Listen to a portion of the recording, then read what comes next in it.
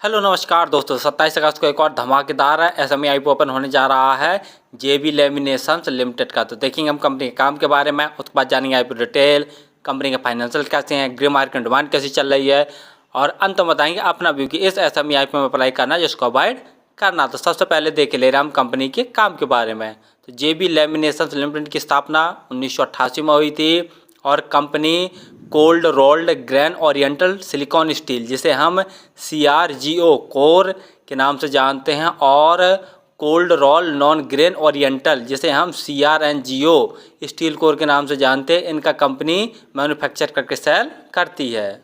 Cold rolled grain oriental silicon steel और cold rolled non grain oriental steel यानी CRGO और CRNGO, इनका use transformer, UPS और inverter के मैन्युफैक्चर में इनका यूज होता है। साथ साथ में company electrical laminations, slotted coil and assemble core, तो इनका भी कंपनी मैन्युफैक्चर करके ट्रांसफार्मर, UPS और इन्वर्टर इन कंपनियों को सेल करती है।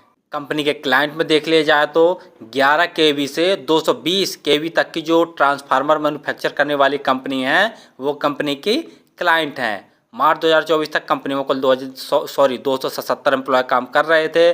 तो कंपनी का काम तो आपको समझ में आ गया होगा, और आईपीओ डिटेल जानने से पहले आप अपने चैनल को सब्सक्राइब जरूर कर लें ताकि आपको समय समय पर आईपीओ संबंधी जानकारी और एसएमई आईपीओ संबंधी जानकारी मिलती रहे। चलिए अब देख ले रहे हम आईपीओ की डिटेल के बारे में। आईपीओ 27 अगस्त को ओपन होने जा रहा है और 29 अगस्त तक ये ओपन रहेगा। प्राइस बैंड 138 रुपये से 140 रुपये पर शेयर रखा गया, तो मैं 140 रुपये प्राइस बैंड भर कर ही इस एसएमई आईपीओ को अप्लाई करना। लॉट साइज 1000 शेयरों का रखा गया और टोटल यूज साइज 88.96 करोड़ का रखा गया, जिसके तहत ये 66.72 करोड़ के फ्रेश इशू अर्थात नए शेयर जारी कर रही है।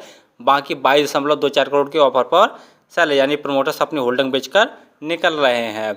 अलॉटमेंट 30 अगस्त को आपको पता चल जाएगा, और यदि आपका अलॉट नहीं होता है तो 2 सितंबर तक आपके पैसे रिफंड वापस आपके अकाउंट में आ जाएंगे। लिस्टिंग डेट 3 सितंबर रखी गई है। रिजर्वेशन में QIB के लिए 50%, डिटेल के लिए 35% और HNI कैटेगरी के लिए 15% का रिजर्वेशन रखा गया है।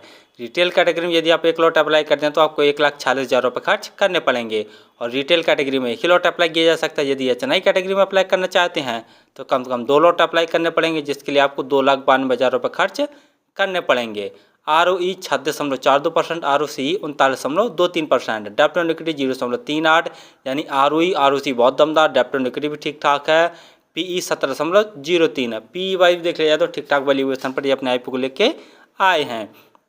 बाकी फाइनेंशियल में जैसा देख रहे हैं ऑल अमाउंट सभी के सभी लाख में दिए हुए हैं। कंपनी के एसेट साल दर साल लगातार बढ़ रहे हैं। रेवेन्यू देखते हैं तो मार्च 2022 में कंपनी का रेवेन्यू 14,167 लाख का था, जो कि बढ़कर मार्च 2023 में 24,778 लाख का, और मार्च 2024 में कंपनी का रेवेन्यू बढ़कर 30,349 करोड़ का लाख का हो गया है। यानी साल दर साल इनके रेवेन्यू में काफ़ी अच्छी ग्रोथ देखने को मिल रही है। वहीं प्रॉफिट आफ्टर टैक्स देखते हैं तो मार्च 2022 में कंपनी ने 571 लाख का नेट प्रॉफिट जनरेट किया था, जो कि बढ़कर मार्च 2023 में 1,360 लाख का, मार्च 2024 में 1,935 लाख का हो गया। यानी साल दर साल प्रॉफिट में भी काफ़ी अच्छी ग्रोथ देखने को मिल रही है। नेट वर्थ वही बढ़ रही है। रिजर्व कंपनी का मार्च 2022 में 2,686 लाख का था, जो कि बढ़कर मार्च 2024 में 4,481 लाख का हो गया। वहीं बोरिंग मार्च 2022 में कंपनी के ऊपर 2,693 लाख की थी, जो कि घटकर मार्च 2024 में 2,416 लाख की बची है। तो ये कहीं ना कहीं बहुत प्लस वाला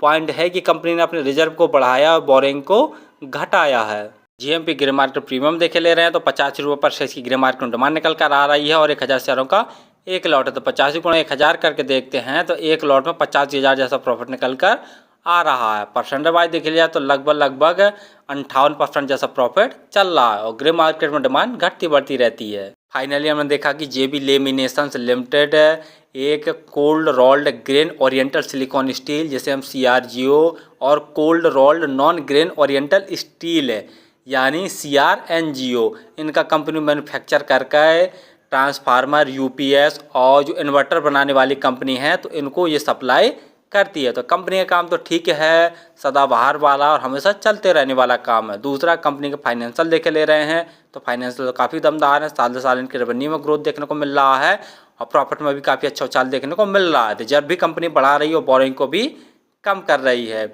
अगला GMP में ठीक ठाक डिमांड भी निकल के आ रही है। जैसा देख रहे हैं आज के दिन एक लॉट में लगभग 85,000 जैसा प्रॉफिट चल रहा है। तो फिलहाल तो मैं इस SME IPO में अप्लाई करूँगा, और आप किसी भी IPO SME IPO में अप्लाई करें तो स्वयं का एनालिसिस करके स्वयं के रिस्क पर ही किया करें। धन्यवाद।